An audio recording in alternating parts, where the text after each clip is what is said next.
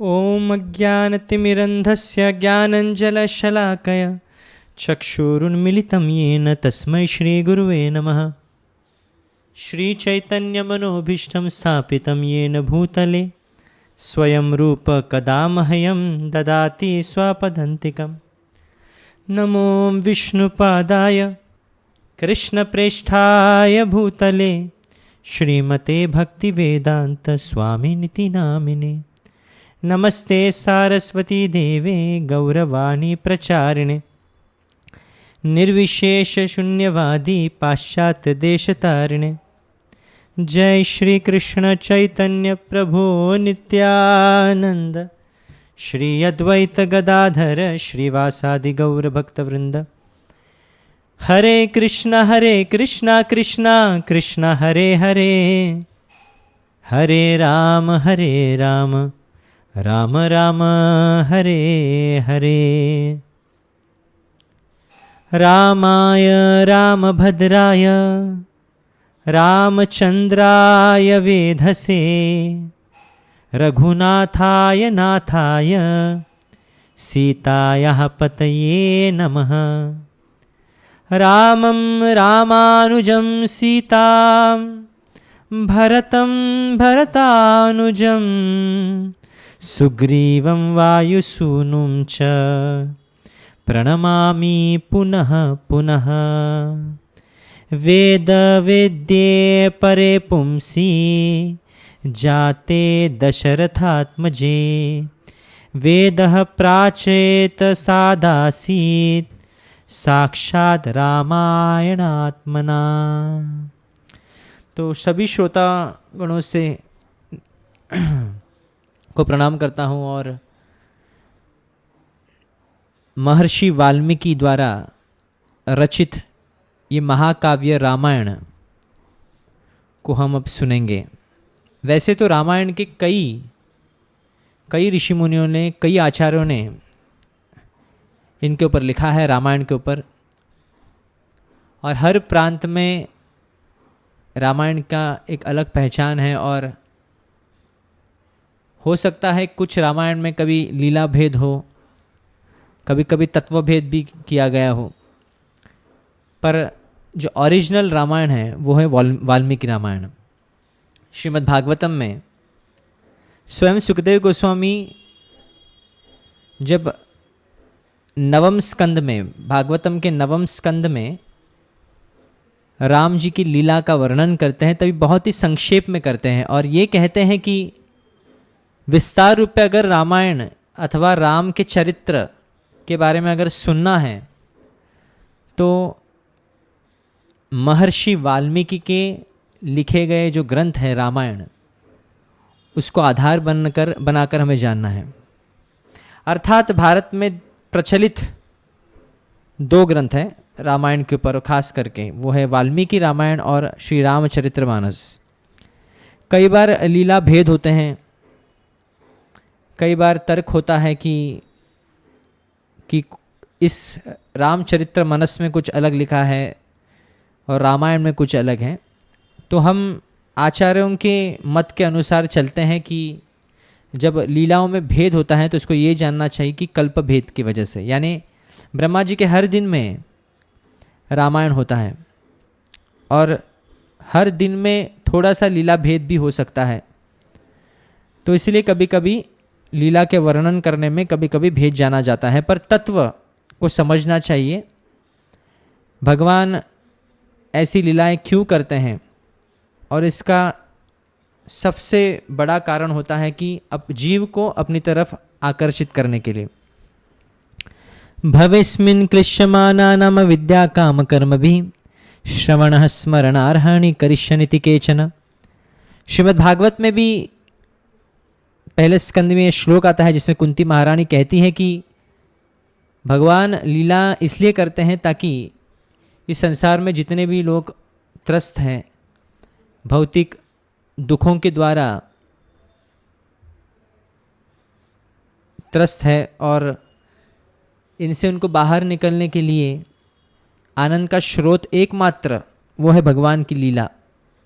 और इससे भगवान से आकर्षित भी हो सकते हैं और इसी जीवन में वह इच्छा कर सकते हैं कि भगवान को प्राप्त करने के लिए, इसलिए भगवान लीलाएं करते हैं। तो ये इस सार को ग्रहण करते हुए लीला का आस्वादन करना है।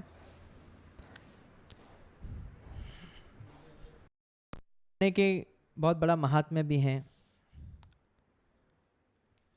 एक तो भगवान के चरित्र जानने से जन्म कर्म च मे दिव्यम एवं विवति तत्वतः त्यक्त्वा देहम पुनर्जन्म नैति मामेति सो अर्जुन। जैसे श्री राम जी का चरित्र जानने से तत्व के साथ वो इस भौतिक संसार में, इस जहाँ पे जन्म मृत्यु की श्रृंखला है, उसमें फिर से वो भाग लेने की आवश्यकता नहीं है। खास करके जैसे शास्त्र होते हैं, वैदिक शास्त्र होते हैं, देखा जाता है कि ब्राह्मणों को एक्सेस दिया गया है कि ब्राह्मण लोग जो हैं वो वेदों का पठन कर सकते हैं। पर हमारे वैदिक सनातन धर्म में दो प्रमुख इतिहास ऐसे हैं जो है रामायण और महाभारत, जो कि स्त्री शूद्र द्विजबंधु नाम, चाहे वो स्त्रियां क्यों ना हो, शूद्र व्यक्ति क्यों ना हो, या फिर द्विजबंधु यानी ब्राह्मण का के घर में जन्म हो या क्षत्रिय के घर में जन्म तो हो, पर गुण ब्राह्मण के अथवा क्षत्रिय के नहीं है। तथाकथित कलौ शूद्र संभव, शास्त्र ये कहता है कि कलयुग में सभी वैसे ही शूद्र हैं। तो ऐसे नहीं कह सकते कि स्त्रियां नीच स्तर पर है और पुरुष ऊपर के वर्ग है, नहीं, ऐसा नहीं हो सकता, क्योंकि कलयुग में वैसे तो सभी शूद्र हैं, क्योंकि मंद सुमंद मतयो मंद भाग्य उपद्रित, सबका मंद भाग्य है। कोई भगवान में रुचि इतना खास लेता नहीं है और कोई वर्णाश्रम धर्म का ठीक तरह से पालन नहीं करता है, वैसे गुण भी नहीं है। इसलिए रामायण एक ऐसा काव्य है जो कि हर कोई इसको सुन सकता है और अपने जीवन में कुछ सीख सकता है। पढ़ता है उस समस्त दुःस्वप्नों का नाश हो जाता है। वह धन्यवाद के योग्य तथा भोग और मोक्ष रूप फल प्रदान करने वाला है। उसमें भगवान श्री रामचंद्र की लीला कथा का वर्णन है। वह काव्य अपने पाठक और श्रोताओं के लिए समस्त कल्याणमयी सिद्धियों को देने वाला है। धर्म, अर्थ, काम और मोक्ष, इन चारों पुरुषार्थों का साधक है, महान फल देने वाला है। यह अपूर्व काव्य पुण्यमय फल प्रदान करने की शक्ति रखता है। आप लोग एकाग्रचित होकर इसे श्रवण करें। तो ये महात्म्य का श्लोक जिसमें कहते हैं कि धर्मार्थ काम मोक्षाणाम हेतुभूतम महाफलम। धर्म, अर्थ, काम और मोक्ष के सभी फल, सभी वांछित फल लोगों को प्राप्त होते सिर्फ रामायण का अध्ययन करने से। महान पातकों अथवा संपूर्ण उपपातकों से युक्त मनुष्य भी उस ऋषि प्रणीत दिव्य काव्य का श्रवण करने से शुद्धि प्राप्त कर लेता है। संपूर्ण जगत के हित साधन में लगे रहने वाले जो मनुष्य सदा रामायण के अनुसार बर्ताव करते हैं, वे ही संपूर्ण शास्त्रों के मर्म को समझने वाला और कृतार्थ है। यानी रामायण में सभी शास्त्रों का सार दिया गया है। तो यह रही महिमा रामायण की। रामायण में 7 विभाजन किए गए हैं, 7 भाग हैं और उसे कांड कहते हैं। और प्रथम कांड है वो है बाल कांड और इसका प्रथम सर्ग नारद जी का वाल्मीकि मुनि को संक्षेप से रामचरित्र सुनाना, यानी संक्षेप में सुनाई गई कथा जो नारद जी ने वाल्मीकि को। तपस्वी वाल्मीकि जी ने तपस्या और स्वाध्याय में लगे हुए विद्वानों में श्रेष्ठ मुनिवर नारद जी से पूछा, इस समय इस संसार में गुणवान, वीर्यवान, धर्मज्ञ, उपकार मानने वाला, सत्यवत्ता और दृढ़ प्रतिज्ञ कौन है? सदाचार से युक्त समस्त प्राणियों का हित साधक, विद्वान, सामर्थ्यशाली और एकमात्र प्रिय दर्शन सुंदर पुरुष कौन है? मन पर अधिकार रखने वाला, क्रोध को जीतने वाला, कांतिमान और किसी की भी निंदा नहीं करने वाला कौन है? तथा संग्राम में कुपित होने पर किससे देवता भी डरते हैं? महर्षि, मैं यह सुनना चाहता हूं, इसके लिए मुझे बड़ी उत्सुकता है और आप ऐसे पुरुष को जानने में समर्थ हैं। महर्षि वाल्मीकि के इस वचन को सुनकर तीनों लोकों का ज्ञान रखने वाले नारद जी उन्हें संबोधित करते हैं, करके कहा, अच्छा सुनिए, और फिर प्रसन्नतापूर्वक बोले, मुने, आपने जिन बहुत से दुर्लभ गुणों का वर्णन किया है उनसे युक्त पुरुष को मैं विचार करके कहता हूं, आप सुने। इक्ष्वाकु के वंश में उत्पन्न हुए एक ऐसे पुरुष हैं जो लोगों में राम नाम से विख्यात हैं। वे ही मन को वश में रखने वाले महाबलवान, कांतिमान, धैर्यवान और जितेंद्रिय हैं। वे बुद्धिमान, नीतिज्ञ, वक्ता, शोभायमान तथा शत्रु संहारक हैं। उनके कंधे मोटे और भुजाएं बड़ी बड़ी हैं। ग्रीवा शंख के समान, यानी जो उनका गला है वो शंख के समान है, और ठोंडी मांसल है, पुष्ट है। उनकी छाती चौड़ी तथा धनुष बड़ा है। गले के नीचे की हड्डी मांस से छिपी हुई है। वे शत्रुओं का दमन करने वाले हैं। भुजाएं घुटने तक लंबी है। मस्तक सुंदर है। ललाट भव्य और चाल मनोहर है। उनका शरीर अधिक ऊंचा या नाटा न होकर मध्यम और सुडौल है। देह का रंग गोरा है। वे बड़े प्रतापी हैं, अर्थात देह का रंग यहाँ पे चिकना लिखा है, बहुत लस्टरस जिसे कहते हैं। वे बड़े प्रतापी हैं। उनका वक्षः स्थल भरा हुआ है। आंखें बड़ी बड़ी हैं। वे शोभायमान और शुभ लक्षणों से संपन्न है। धर्म के ज्ञाता हैं। सत्य प्रतिज्ञा तथा प्रजा के हित साधन में लगे रहने वाले हैं। वे यशस्वी, ज्ञानी, पवित्र, जितेंद्रिय और मन को एकाग्र रखने वाले हैं। प्रजापति के समान पालक, श्री संपन्न, वैरी विध्वंसक और जीवों तथा धर्म के रक्षक हैं। वैरी विध्वंसक यानी अपने शत्रु का दमन करने वाले। और राम जी के चरित्र के बारे में बताते बताते कह रहे हैं नारद मुनि आगे भी, स्वधर्म और स्वजनों के पालक, वेद वेदांगों के तत्ववेत्ता यानी वेद और वेदांग को जानने वाले तथा धनुर्वेद में प्रवीण हैं।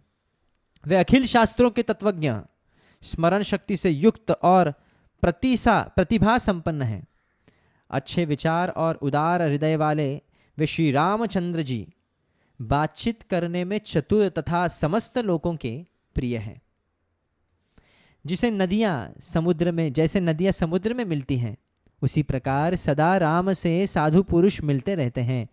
वे आर्य एवं सब में समान भाव देखने वाले हैं। उनका दर्शन सदा ही प्रिय ज्ञात होता है। संपूर्ण गुणों से युक्त वे श्री रामचंद्र जी अपनी माता कौशल्या के आनंद बढ़ाने वाले हैं। गंभीरता में समुद्र और धैर्य में हिमालय के समान है। जैसे गंभीरता में समुद्र सागर की तुलना सदैव शांत चित्त व्यक्ति से की जाती है या फिर स्थित प्रज्ञा व्यक्ति से की जाती है। जैसे गीता में कहते हैं अपूर्यमाणम अचल प्रतिष्ठाम। कितने भी मन विचलित होने के लिए कई कारण हो, फिर भी मन शांत रहता है, जिस प्रकार सागर शांत रहता है। तो गंभीरता में समुद्र के समान और धैर्य में हिमालय के समान है। वे विष्णु भगवान के समान बलवान हैं, अर्थात विष्णु के अवतार होने के कारण समान है। उनका दर्शन चंद्रमा के समान मनोहर प्रतीत होता है। वे क्रोध में कालाग्नि के समान हैं और क्षमा में पृथ्वी के सदृश हैं। त्याग में कुबेर और सत्य में द्वितीय धर्मराज के समान है। इस प्रकार उत्तम गुणों से युक्त और सत्य पराक्रम वाले सद्गुणाशाली अपने प्रियतम ज्येष्ठ पुत्र को, जो प्रजा के हित में संलग्न रहने वाले थे, प्रजावर्ग का हित करने की इच्छा से राजा दशरथ ने प्रेमवेश युवराज पद पर अभिषिक्त करना चाहा। ये दशरथ का भाव प्रकट किया यहाँ पे, जो राम जी के पिता हैं। तदनंतर राम के राज्याभिषेक की तैयारियां देखकर रानी कैकेयी ने, जिसे पहले ही वर दिया जा चुका था, राजा से यह वर मांगा कि राम का निर्वासन यानी वनवास और भरत का राज्याभिषेक हो। तो ये संक्षेप में लीला बता रहे हैं नारद जी वाल्मीकि जी को। राजा दशरथ ने सत्य वचन के कारण धर्म बंधन में बंद कर प्यारे पुत्र राम को वनवास दे दिया। कैकेयी का प्रिय करने के लिए पिता की आज्ञा के अनुसार उनकी प्रतिज्ञा का पालन करते हुए वीर रामचंद्र वन को चले। तब सुमित्रा के आनंद बढ़ाने वाले विनयशील लक्ष्मण जी ने भी, जो अपने बड़े भाई राम को बहुत ही प्रिय थे, अपने सुबंधुत्व का परिचय देते हुए स्नेहवश वन को जाने वाले बंधुवर राम का अनुसरण किया और जनक के कुल में उत्पन्न सीता भी, जो अवतीर्ण हुई देवमाया की भांति सुंदरी, समस्त शुभ लक्षणों से विभूषित, स्त्रियों में उत्तम, राम के प्राणों के समान प्रियतमा पत्नी तथा सदा की पति का हित चाहने वाली थी, रामचंद्र जी के पीछे चली जैसे चंद्रमा के पीछे रोहिणी चलती है। उस समय पिता दशरथ ने अपना सारथी भेजकर और पूर्ववासी मनुष्यों ने स्वयं साथ जाकर दूर तक उनका अनुसरण किया। यानी जब राम सीता वनवास चल रहे थे तो सभी उनके साथ कई लोग पीछे पीछे चल रहे थे। फिर श्रृंगवेरपुर में गंगा तट पर अपने प्रिय निषादराज गुह के पास पहुंचकर धर्मात्मा श्री रामचंद्र जी ने सारथी को अयोध्या के लिए विदा कर दिया। निषादराज गुह लक्ष्मण और सीता के साथ राम ये चारों एक वन से दूसरे वन में गए। मार्ग में बहुत जलों वाली अनेकों नदियों को पार करके यानी भरद्वाज के आश्रम पर पहुंचे और गुह को वही छोड़ा। भरद्वाज मुनि की आज्ञा से चित्रकूट पर्वत पर गए। वहां वे तीनों देवता और गंधर्वों के समान वन में नाना प्रकार की लीलाएं करते हुए एक रमणीय पर्णकुटी बनाकर उसमें सानंद रहने लगी। राम की चित्रकूट चले जाने पर पुत्र शोक से पीड़ित राजा दशरथ उस समय पुत्र के लिए उसका नाम ले लेकर विलाप करते हुए स्वर्गगामी हुए। उनके स्वर्ग गमन के पश्चात वशिष्ठ आदि प्रमुख ब्राह्मणों द्वारा राज्य संचालन के लिए नियुक्त किए जाने पर भी महाबलशाली वीर भरत ने राज्य की कामना न करके पूज्य राम को प्रसन्न करने के लिए वन को ही प्रस्थान किया। वहां पहुंचकर सद्भावना युक्त भरत जी ने अपने बड़े भाई सत्य पराक्रमी महात्मा राम से याचना की और यो कहा, धर्मज्ञ आप ही राजा हो। परंतु महान यशस्वी परम उदार प्रसन्न मुख महाबली राम ने भी पिता के आदेश का पालन करते हुए राज्य की अभिलाषा न की और उन भरत अग्रज ने राज्य के लिए न्यास चिन्ह रूप में अपनी खड़ाऊ भरत को देकर उन्हें बार बार आग्रह करके लौटा दिया। अपनी अपूर्ण इच्छा को लेकर भी भरत ने राम के चरणों का स्पर्श किया और राम के आगमन की प्रतीक्षा करते हुए वे नंदीग्राम में राज्य करने लगे। भरत के लौट जाने पर सत्य प्रतिज्ञ जितेंद्रिय श्रीमान राम ने वहां पर पुनः नागरिक जनों का आना जाना देखकर उनसे बचने के लिए एकाग्र भाव से दंडकारण्य में प्रवेश किया। उस महान वन में पहुंचने पर कमल लोचन राम ने विराध नामक राक्षस को मारकर शरभंग सुतीक्ष्ण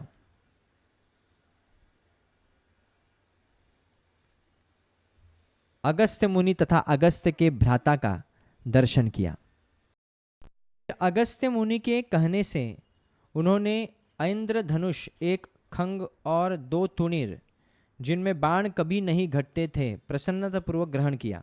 एक दिन वन में वनचरों के साथ रहने वाले श्री राम के पास असुर तथा राक्षसों के वध के लिए निवेदन करने को वहां के सभी ऋषि आए।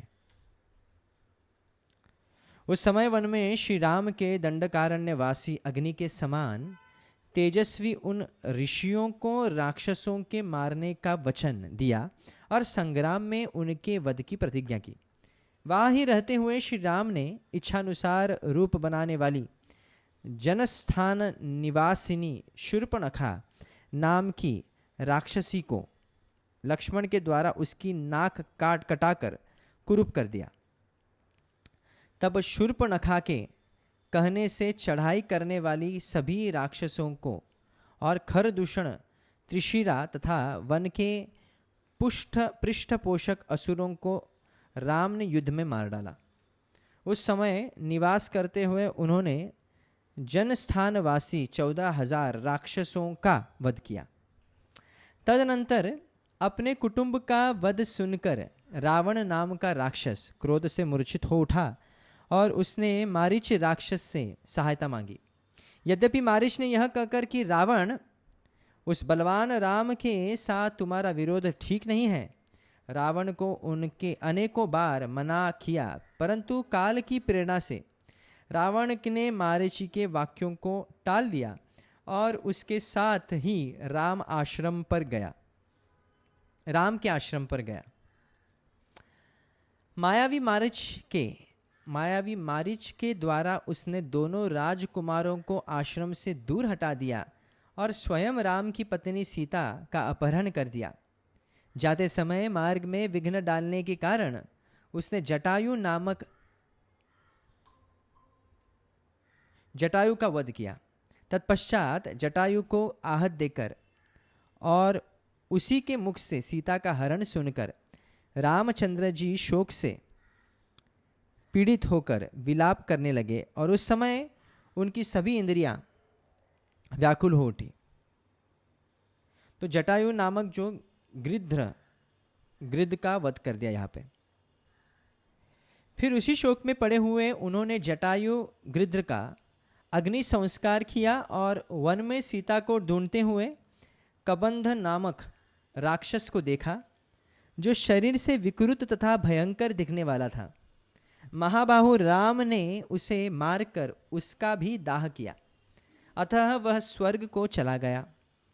जाते समय उसने राम से धर्मचारिणी शबरी का पता बतलाया और कहा, रघुनंदन, आप धर्मपरायणा सन्यासिनी शबरी के आश्रम पर जाइए। शत्रुहंता महान तेजस्वी दशरथ कुमार राम शबरी के यहाँ गए, उनसे इनका भली भांति पूजन किया। फिर वे पंपा सर के तट पर हनुमान नामक वानर से मिले और उन्हीं के कहने से सुग्रीव से भी मिल लिए। तदनंतर महाबलवान राम ने आदि से ही लेकर जो कुछ हुआ था वह और विशेषतः सीता का वृत्तांत सुग्रीव से कह सुनाया। वानर सुग्रीव ने राम की सारी बातें सुनकर उनके साथ प्रेम पूर्वक अग्नि को साक्षी बनाकर मित्रता की।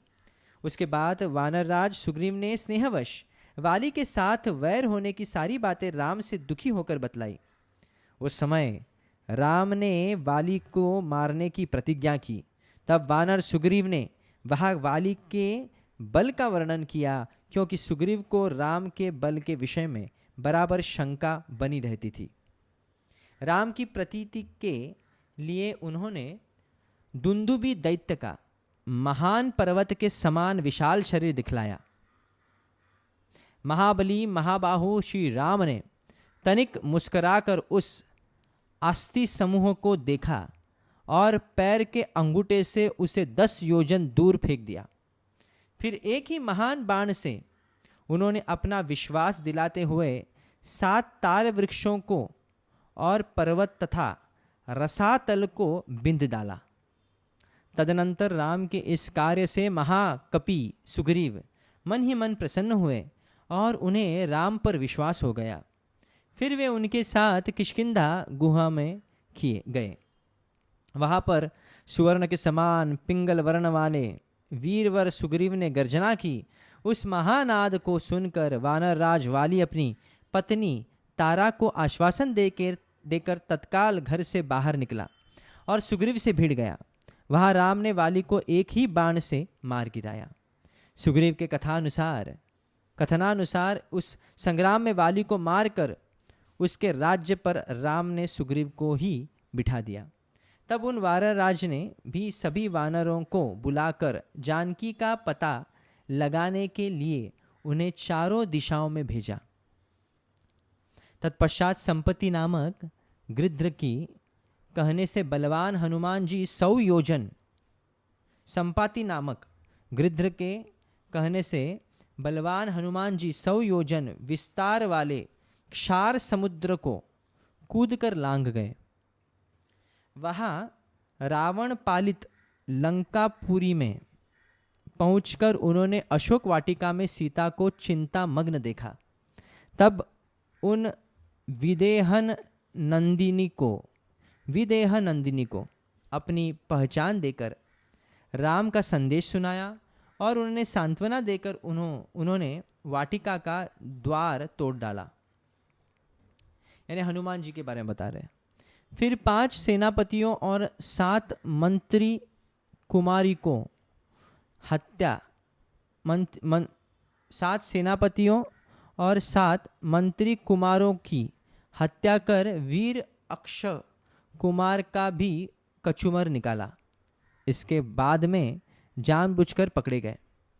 ब्रह्मा जी के वरदान से अपने को ब्रह्मपाश से छूटा हुआ जानकर भी वीर हनुमान जी ने अपने को बांधने वाले उन राक्षसों का अपराध स्वेच्छानुसार सह लिया। तत्पश्चात मिथिलेश कुमारी सीता के अतिरिक्त समस्त लंका को जलाकर वे महाकपि हनुमान जी राम को प्रिय संदेश सुनाने के लिए लंका से लौट आए। अपरिमित बुद्धिशाली हनुमान जी ने वहाँ जा महात्मा राम की प्रदक्षिणा करके योम सत्य निवेदन किया, मैंने सीता जी का दर्शन किया है। इसके अनंतर सुग्रीव के साथ भगवान राम ने महासागर के तट पर जाकर सूर्य के समान तेजस्वी बाणों से समुद्र को क्षुब्ध किया। तब नदीपति समुद्र ने अपने को प्रकट कर दिया। फिर समुद्र के ही कहने से राम ने नल से पुल निर्माण कराया। उसी पुल में लंकापुरी में जाकर रावण को मारा। फिर सीता के मिलने पर राम को बड़ी लज्जा हुई। तभी भारी सभा में सीता के प्रति वे मर्म भेदी वचन कहने लगे। उनकी इस बातों को न सह सकने के कारण साध्वी सीता अग्नि में प्रवेश कर गई।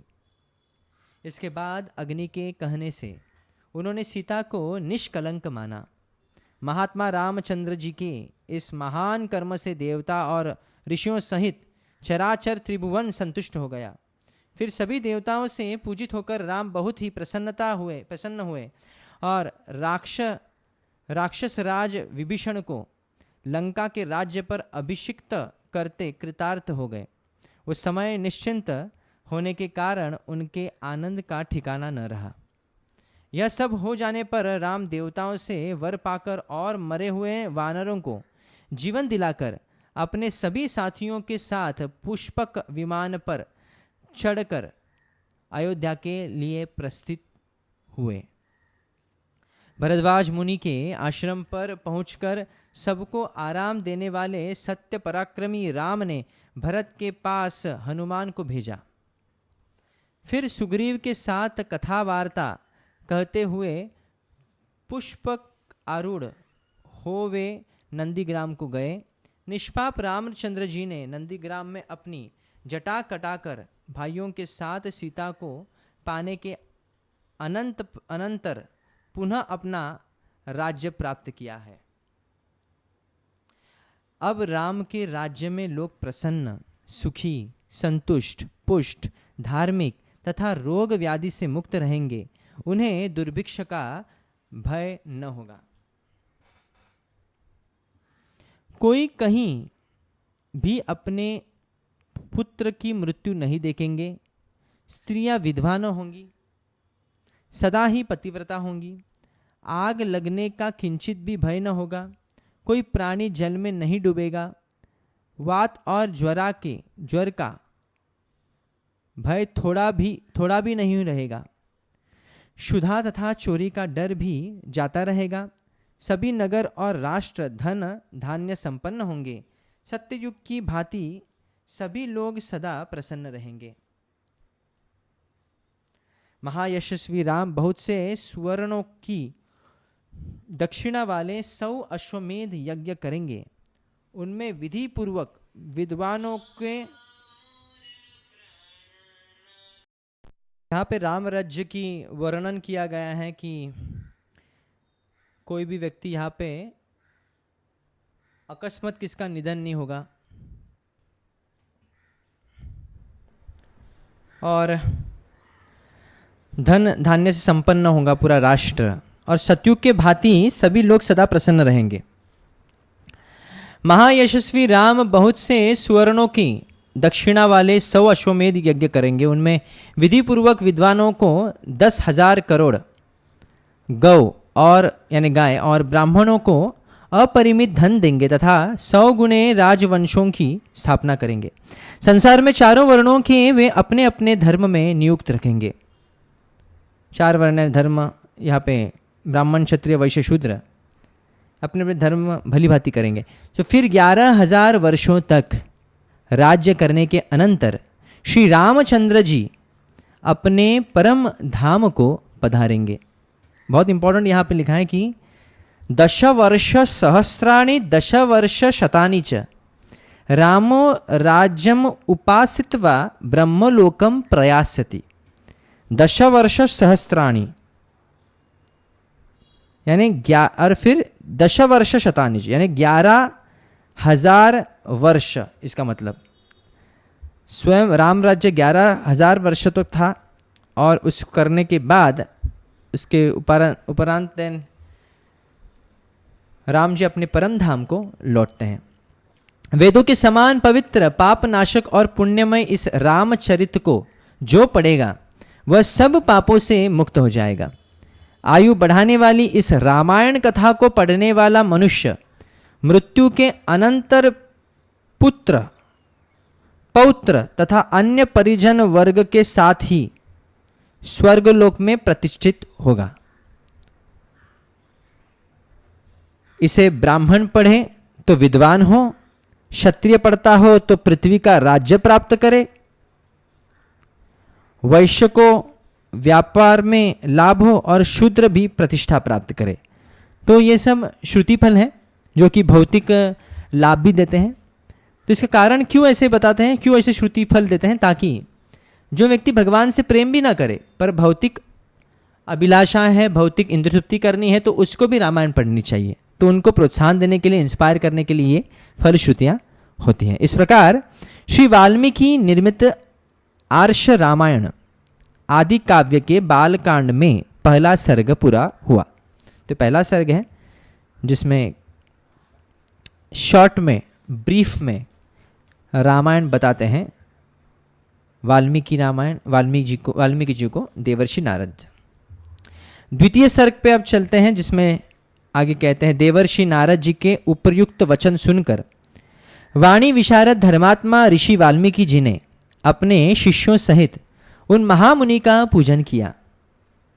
वाल्मीकि जी से यथावत सम्मानित हो देवर्षि नारद जी ने जाने के लिए उनसे आज्ञा मांगी और उनसे अनुमति मिल जाने पर वे आकाश मार्ग से चले गए।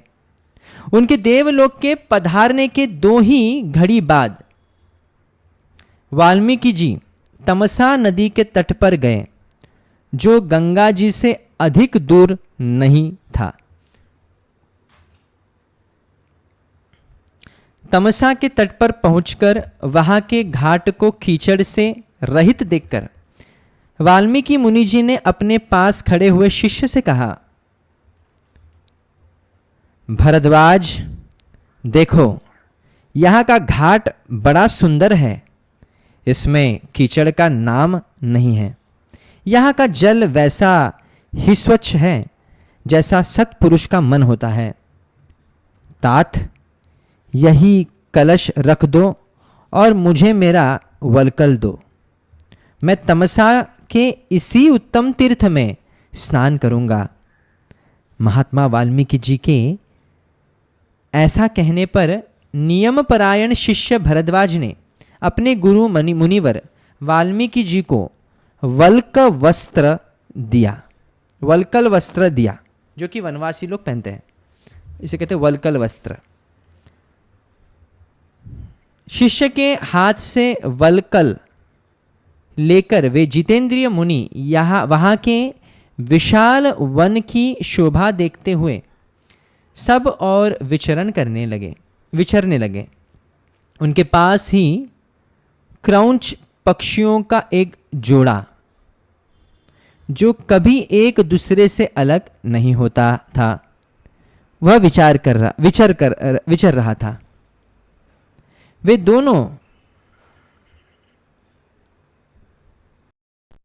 जो पक्षी हैं, ये इसे सारस भी कहते हैं, और एक दूसरे जो क्रौंच पक्षियों का एक जोड़ा जो कभी एक दूसरे से अलग नहीं होता था, वो विचर रहा था वाल्मीकि जी के साथ। तो वे दोनों पक्षी बड़ी मधुर बोली बोलते थे। भगवान वाल्मीकि ने पक्षियों के इस जोड़ों को वहां देखा। उसी समय इस पापपूर्ण विचार रखने वाले एक निषाद ने, जो समस्त जंतुओं का अकारण वैरी था, वहां आकर पक्षियों के इस जोड़े में से एक नर पक्षी को मुनि के देखते देखते बाण से मार डाला। खून से लथपथ होकर पृथ्वी पर गिर पड़ा और पंख फड़फड़ाता हुआ तड़पने लगा। अपने पति की हत्या हुई देख उसकी भार्या क्रौंची करुणाजनक स्वर में चित्कार कर उठी। उत्तम पंखों से युक्त वह पक्षी सदा अपनी भार्या के साथ साथ विचरता था। उसके मस्तक का रंग तांबे के समान लाल था और वह काम से मतवाला हो गया था। ऐसे पति से वियुक्त होकर क्रौंची बड़े दुख से रो रही थी। निषाद ने जिसे मार गिराया था, उस नर पक्षी की वह दुर्दशा देख उन धर्मात्मा ऋषि को बड़ी दया आई। स्वभावतः करुणा का अनुभव करने वाले ब्रह्म ऋषि ने यह अधर्म हुआ है ऐसा निश्चय करके रोती कलशम हुई क्रौंची की ओर देखते हुए निषाद से इस प्रकार कहा, निषाद, तुझे नित्य निरंतर कभी भी शांति न मिले, क्योंकि तूने इस क्रौंच के जोड़े में से एक की, जो काम से मोहित हो रहा था, बिना किसी अपराध के ही हत्या कर डाली। ऐसा कहकर जब उन्होंने इस पर विचार किया, तब उनके मन में यह चिंता हुई कि ओहो ओहो, इस पक्षी के शोक से पीड़ित होकर मैंने यह क्या कह डाला। यही सोचते हुए महाज्ञानी और परम बुद्धिमान मुनिवर वाल्मीकि एक निश्चय पर पहुंच गए और अपने शिष्य से इस प्रकार बोले, तात, शोक से पीड़ित हुए मेरे मुख से जो वाक्य निकल पड़ा है, यह 4 चरणों में आबद्ध है। इसके प्रत्येक चरण में बराबर बराबर यानी 8-8 अक्षर है तथा इसे वीणा के लय पर गाया भी जा सकता है। अतः मेरा यह वचन श्लोक रूप अर्थात श्लोक नामक छंद में आबद्ध काव्य रूप या यश स्वरूप होना चाहिए, अन्यथा नहीं। तो बिना सोचे समझे जब वाल्मीकि जी ये श्राप दे रहे हैं, तो जब उस पर मनन करते हैं कि उन्होंने क्या कह डाला, तो वह समझ में आता है कि श्लोक की जो बंदिश है, यानी जिस प्रकार श्लोक बांधा गया है अकस्मात, ये काव्य रूप से परिपूर्ण है। तो ये कोई कारण ही होगा इसके पीछे ऐसा हुआ हो।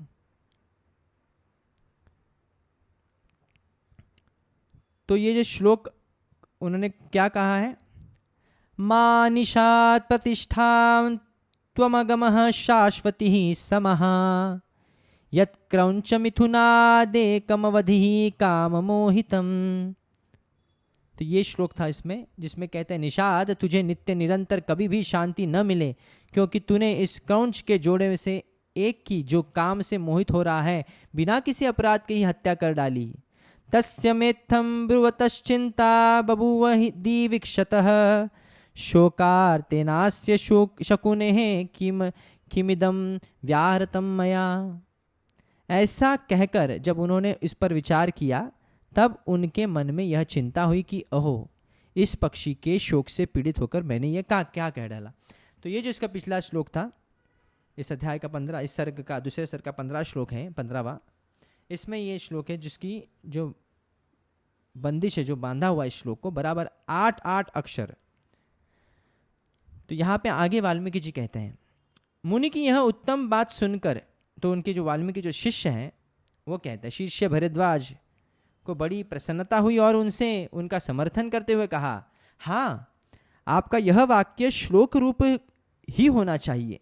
शिष्य के इस कथन से मुनि को विशेष संतोष हुआ। तत्पश्चात उन्होंने उत्तम तीर्थ में विधि पूर्वक स्नान किया और उसी विषय का विचार करते हुए वे आश्रम की ओर लौट पड़े।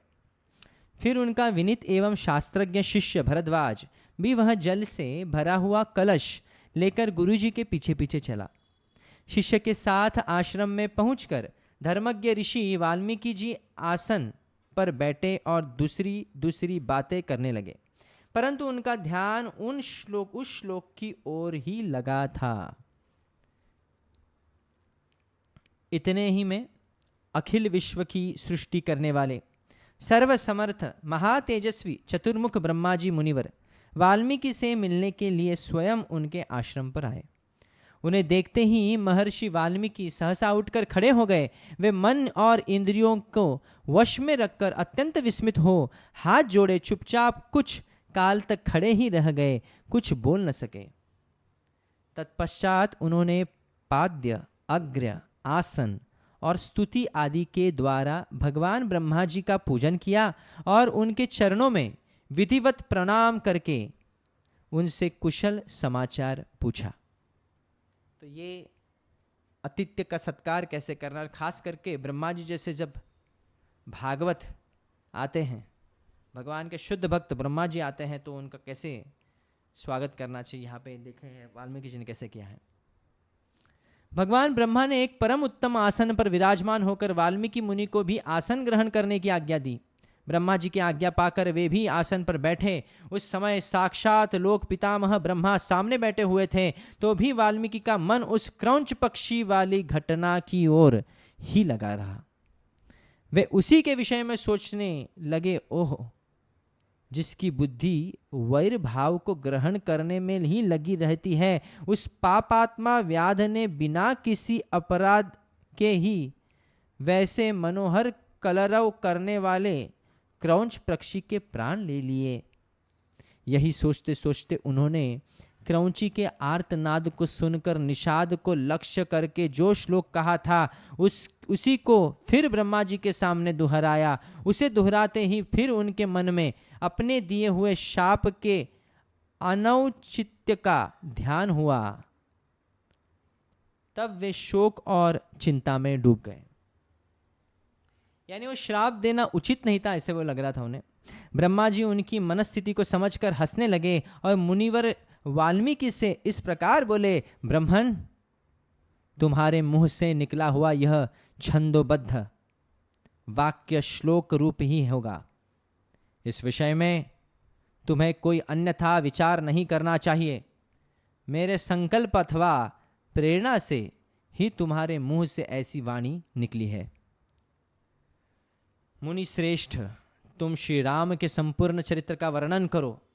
परम बुद्धिमान भगवान श्री राम संसार में सबसे बड़े धर्मात्मा और धीर पुरुष हैं।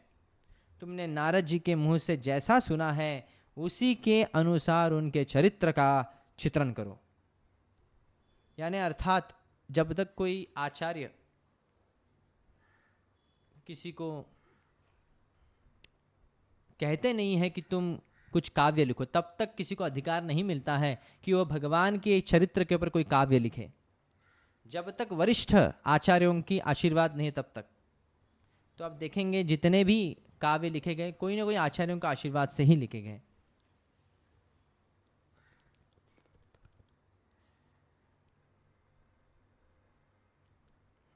बुद्धिमान श्री राम का जो गुप्त या प्रकट वृत्तांत है तथा लक्ष्मण, सीता और राक्षसों के जो संपूर्ण गुप्त या प्रकट चरित्र हैं, वे सब अज्ञात होने पर भी तुम्हें ज्ञात हो जाएंगे, क्योंकि शॉर्ट ब्रीफ में बताया गया था।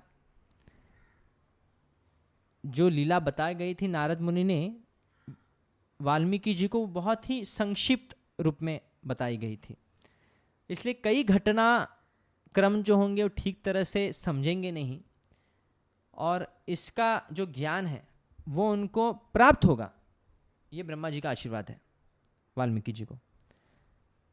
इस काव्य में अंकित तुम्हारी कोई भी बात झूठी नहीं होगी, इसलिए तुम रामचंद्र जी की परम पवित्र एवं मनोरम कथा को श्लोकबद्ध करके लिखी। इस पृथ्वी पर जब तक नदियों और पर्वतों की सत्ता रहेगी, तब तक संसार में रामायण कथा का प्रचार होता रहेगा।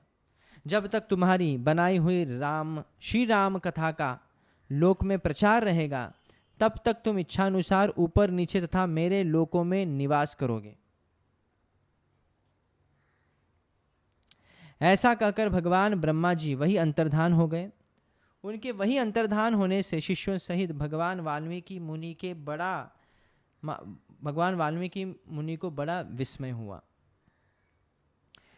तदनंतर उनके सभी शिष्य अत्यंत प्रसन्न होकर बार बार इस श्लोक का गान करने लगे तथा परम विस्मित हो परस्पर इस प्रकार कहने लगे। हमारे गुरुदेव महर्षि ने क्रौंच पक्षी के दुख से दुखी होकर जिस समान अक्षरों वाले 4 वर्णों से युक्त वाक्य का ज्ञान किया था, वह था तो उनके हृदय का शोक, किंतु उनकी वाणी द्वारा उच्चारित होकर श्लोक रूप हो गया। यानी शोक जो है श्लोक हो गया। इधर शुद्ध अंतकरण वाले महर्षि वाल्मीकि जी के मन में यह विचार हुआ कि मैं ऐसे ही श्लोकों में संपूर्ण रामायण काव्य की रचना करूं। यह सोचकर उदार दृष्टि वाले उन यशस्वी महर्षि ने भगवान श्री रामचंद्र जी के चरित्र को लेकर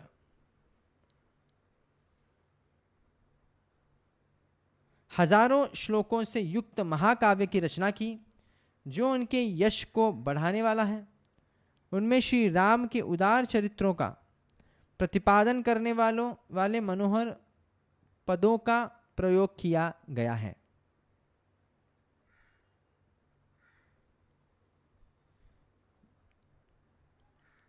महर्षि वाल्मीकि के बनाए हुए इस काव्य में तत्पुरुष आदि समासों, दीर्घपूर्ण आदि संधियों और प्रकृति प्रत्यय के संबंध का यथा योग्य निर्वाह हुआ है।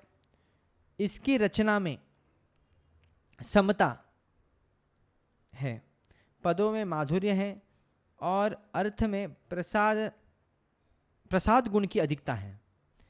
भावुक जनों, इस प्रकार शास्त्रीय पद्धति के अनुकूल बने हुए इस रघुवीर चरित्र और रावण वध के प्रसंग को ध्यान देकर सुनो।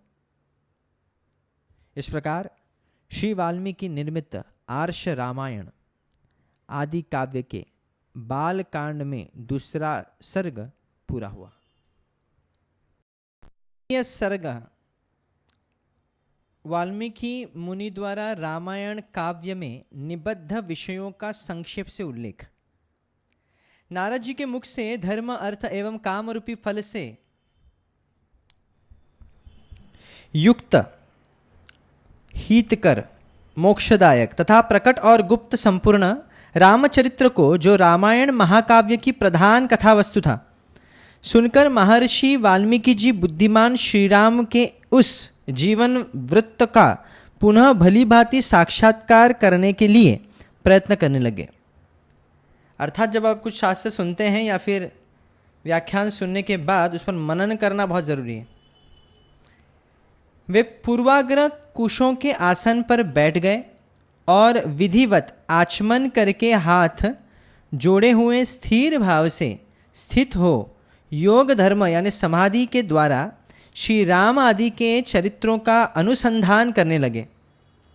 श्री राम, लक्ष्मण, सीता तथा राज्य और रानियों सहित राजा दशरथ से संबंध रखने वाली जितनी बातें थी, हंसना, बोलना, चलना और राज्य पालन आदि जितनी चेष्टाएं हुई, उन सब का महर्षि ने अपने योग धर्म के बल से भली भांति साक्षात्कार किया।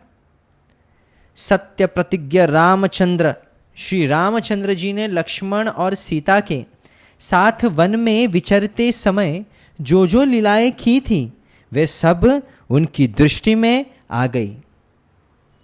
यह आचार्यों का विधि है कि कोई भी शास्त्र वर्णन करते हैं तो साक्षात्कार होने के बाद उसको लिखा जाता है।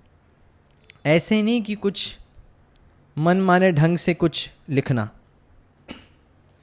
योग का आश्रय लेकर उन धर्मात्मा महर्षि ने पूर्व काल में जो जो घटनाएं घटित हुई थी, उन सबको वहां हाथ पर रखे हुए आंवले की तरह प्रत्यक्ष देखा। सबके मन को प्रिय लगने वाले भगवान श्री राम के संपूर्ण चरित्रों का योग धर्म के द्वारा यथार्थ रूप से निरीक्षण करके महाबुद्धिमान महर्षि वाल्मीकि ने उन सबको महाकाव्य का रूप देने की चेष्टा की। महात्मा नारद जी ने पहले जैसा वर्णन किया था, उसी के क्रम से भगवान वाल्मीकि मुनि ने रघुवंश विभूषण श्री राम के चरित्र विषयक रामायण काव्य का निर्माण किया। जैसे समुद्र सब रत्नों की निधि है, उसी प्रकार यह महाकाव्य गुण, अलंकार एवं ध्वनि आदि रत्नों का भंडार है। इतना ही नहीं, यह संपूर्ण श्रुतियों के सारभूत अर्थात प्रतिपादक होने के कारण सबके कानों के प्रिय लगने वाला तथा सभी के चित्त को आकृष्ट करने वाला है। यह धर्म, अर्थ, काम, मोक्ष रूपी गुणों से युक्त तथा इनका विस्तार पूर्वक प्रतिपादन एवं दान करने वाला है। यानी अलग से धर्म आचरण करना या फिर अर्थ को अपनाना, कामनाओं की पूर्ति करना या फिर मोक्ष प्राप्ति के लिए जो तपस्या है उसको पालन करना, तो ये सभी जो हैं, सभी विधि विधान जो धर्म, अर्थ, काम, मोक्ष प्राप्त करने के लिए, वो सिर्फ रामायण जैसे महाकाव्य को अध्ययन करने से मिलता है।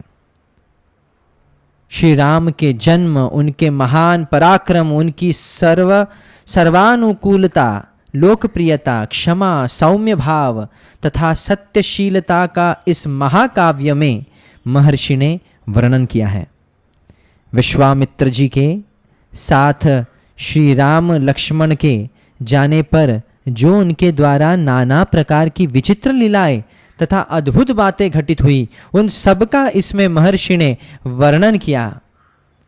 श्री राम द्वारा मिथिला में धनुष के तोड़े जाने तथा जनक नंदिनी सीता और उर्मिला आदि के विवाह का भी इसमें चित्रण किया है, जो कि नारद मुनि जब संक्षेप में बताते हैं, इसमें इन लीलाओं का वर्णन नहीं करते हैं। तो ये लीलाओं का जो साक्षात्कार वाल्मीकि जी को होने के बाद इसका चित्रण इस महाकाव्य में किया गया है।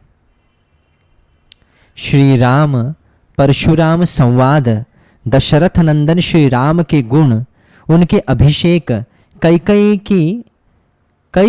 की दृष्टता, श्री राम के राज्याभिषेक में विघ्न, उनके वनवास, राजा दशरथ के शोक विलाप और परलोक गमन, प्रजाओं के विषाद, साथ जाने वाली प्रजाओं को मार्ग में छोड़ने, निषाद राजगृह के साथ बात करने तथा सूत सुमंत को अयोध्या लौटाने आदि का भी इसमें उल्लेख किया।